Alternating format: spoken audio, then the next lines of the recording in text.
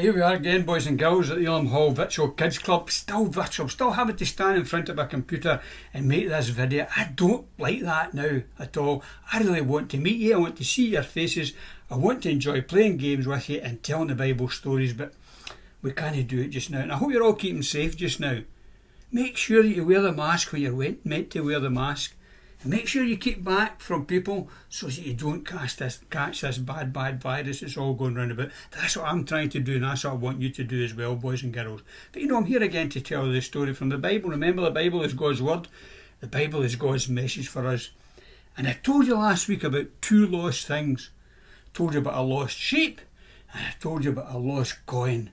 And the shepherd went and found that sheep, and the lady went and found her lost coin, and they were so glad. They were so happy they wanted it. But I told you I was going to tell you about the third lost thing, because Jesus told a parable.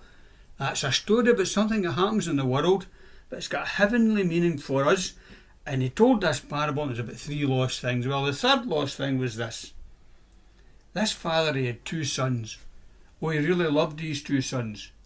Whatever the younger son got, the older son got. Whatever the older son got, the younger son got. It didn't make any difference between them at all.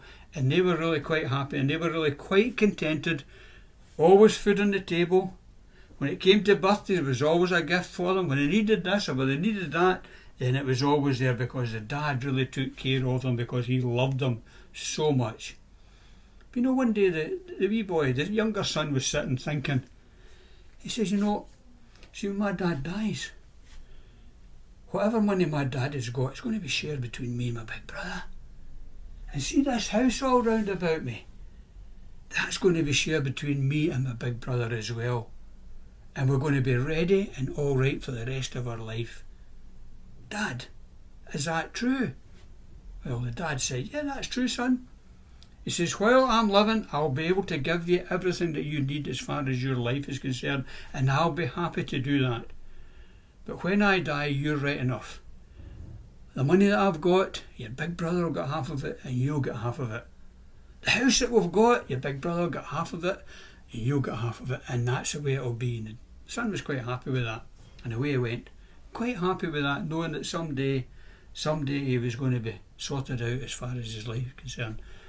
But the boy thought, and he thought, well, that's all right. Then he began to say to himself, wait a minute, see if I had a wee bit more money, and see if I had my share of this house, I would be able to enjoy myself and maybe a wee bit better. I'd be able to go where I wanted to go, be able to do what I wanted to do, be able to have my pals, and it would be great. And he sat and he thought about that. And he thought about it and he thought about it. And eventually, he went to his dad and he said to his dad, look, Dad, I know you've told me that when you die, I'm going to get my share of everything that you've got. That's right, son. Well, Dad, would it not be a good idea? Would it not be a good idea if you gave me my share just now? And I then could go and I could then go and enjoy myself. I would have a wee bit more money, and I could go here, I could go there, I could do this, I could do that, I could buy this, I could buy that, I could have lots and lots of pals. Do you think that's a good idea, Dad? You see what happened, boys and girls, when they thought about this and they thought about it, and they eventually took it to his dad, because that wasn't going to be a good thing for him at all. You see, boys and girls, he didn't have patience to wait. His dad said to him, look, son, yeah, I know what you mean, I understand what you mean, but no, son, it's good to have patience, and just you wait. Boys and girls, that's a good idea. Just to have patience, just to wait till the thing is meant to happen, and then we'll enjoy it even the more. So the boy went away and he accepted what his dad said, but then he started to think about it. And again he went to his dad and he told his dad again. His dad was getting very, very sad. His dad was getting very, very unhappy, because he thought he was doing his best for his son, and here his son was wanting to get something for himself. What was the boy being? He was being selfish. Not only was he being impatient, but he was being selfish, and he wanted really something that didn't really belong to him. The money belonged to his dad, the house belonged to his dad, and he wanted that. He was being selfish, and he was forgetting about his big brother. And he wanted just something for himself. And boys and girls, that's not a good idea either. Not a good idea to be selfish. and just to demand and just to want something for ourselves. Well, eventually the dad got so sad and so sorry. And the son kept coming to him and kept asking him. Eventually the dad said, right son, okay. But he said, you're responsible for it. If I give you your share of everything that I've got, then you're responsible for it. Boys and girls, if we do something, whether it is good or whether it is wrong, we're responsible for what happens. The boy said, yeah, okay, that's fine. I'll be responsible. So his dad went, got the half share that was due to his son, and he gave it to him. And his dad hoped, well, maybe he's going to stay here. But no. As soon as the boy got his share of all his dad's riches, on went the rucksack on his back. And he looked away down the path, and he looked away up the road, and he says, that's where I'm going. I'm going to leave the house, I'm going to go down the path, I'm going to go up the road, and I'm going to go away to the big city. And that's what he did. And when he got to the big city, he was quite happy. He had money in his pocket, he was able to pay for this, he was able to pay for that. And pals all round about him saw him, and they said, look, he's got money. Let's be pals, let's be friends with him. And so they did stay with him. But boys and girls, what happens when we've got money in our pocket and we start using it? It end up with an empty pocket. We end up with absolutely nothing in our pocket. And that's what happened. You know what happened then? His pals, you're not getting in. We're away. And then he went to buy something to eat. You can't buy that because you've got no money to pay for it. You see what happened, boys and girls? Because he was impatient, because he was selfish, he ended up in a very, very bad place. He says, I'm going to have to get something to eat. My tummy's rumbling, I'm going to have to... He went and got a job as a helper in a farm feeding the pigs. Now can you imagine the difference that was? There he was in a house where he had absolutely everything.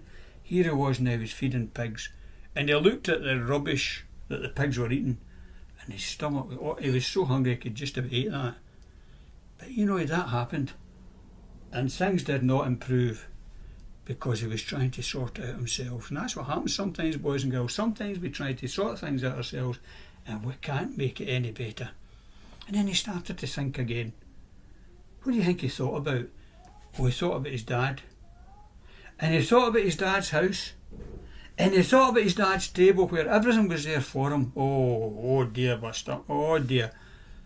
He says, you know what I should... I wish I could go back to my dad's house. I wish I could go back but I can't really do that. Because what did I do?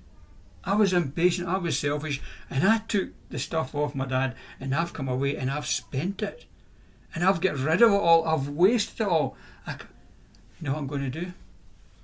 I'm going to go back to the house, and I'm going to say I'm sorry to my dad. Boys and girls, that's a good idea. See, if we do something wrong and we think about it and we realise we've done something wrong, we should go back and we should say, sorry for doing that. So he did.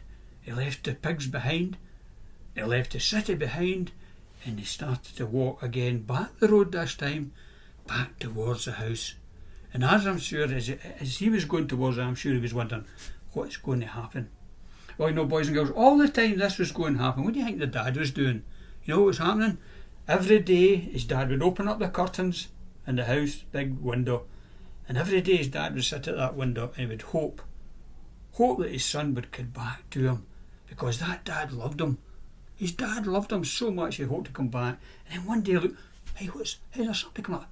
That's my son. That's my son. He's coming back to me. Get the robe, get a great big robe. A nice big robe and put it on him. Get shoes on his feet and put that, and kill the biggest pig that we've got, the biggest calf that we've got. And we're going to make a feast, we're going to rejoice. And when his son came up to him, his dad put his arms round about him and drew him in. Now, would you have done that? Would I have done that? Would I not have said, no, in you go. I gave you were impatient, you were chill. No. His dad took him, and they really took him back into where he was. Why? Because the boy had come back, and the boy had said, I'm sorry. The boy had said, I'm sorry. And boys and girls, that's a story about God and about Jesus. We've done wrong things, remember? We say wrong things, we do wrong things, we think wrong things. And we've got to come back and say to God, we're sorry. And if we say to God we're sorry, and if we come to the cross at Calvary and tell Jesus we're sorry, then God and Jesus will put their arms round about us and they'll take us back to himself. That's a great story, boys and girls. It's a story of love, but it's a story of sin, about jealousy and impatience. And it's a bad story that way, but it's a story that ends with a story of love. And the story from the Bible, it always ends with a story of love, where God will take us back. Jesus will welcome us back if we say we're sorry for our sin. That's the story about the three lost things, boys and girls. And there was happiness and there was gladness because somebody had found a lost thing. Boys and girls, you think about that for next week.